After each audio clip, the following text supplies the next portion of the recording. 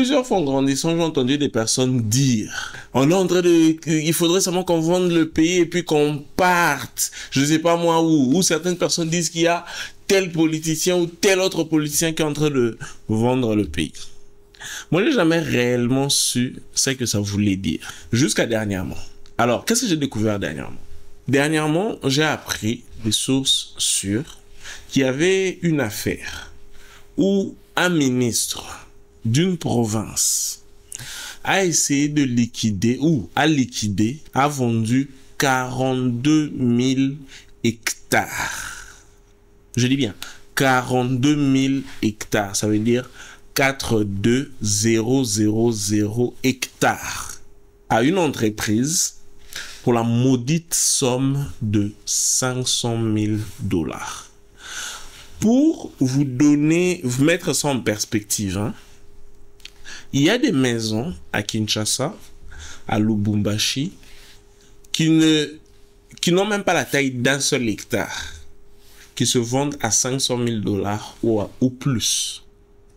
Et lui, il a vendu 42 000 hectares. Mais non, qu'est-ce qui se passe?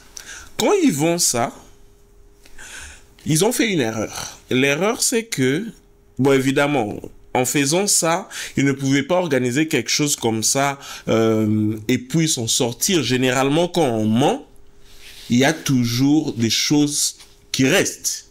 Il y a toujours des détails. C'est même pour ça qu'on conseille aux gens de ne pas mentir. Donc, ce qu'ils ont fait, c'est qu'ils ont vendu 42 000 hectares.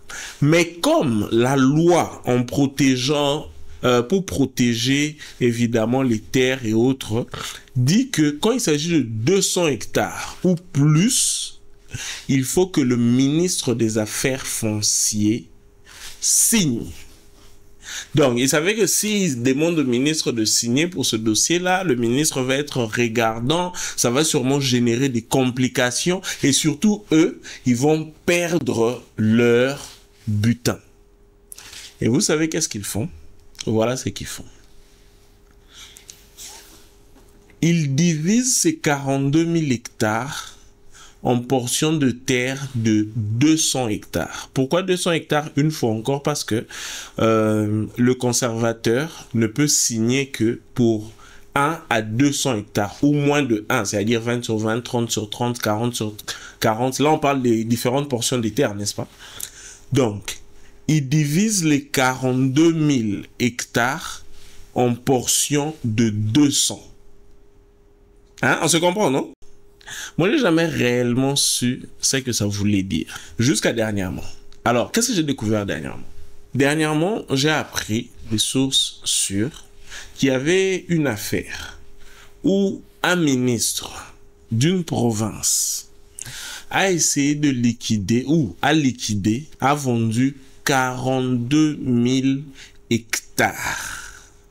Je dis bien 42 000 hectares. Ça veut dire 42000 hectares à une entreprise pour la maudite somme de 500 000 $.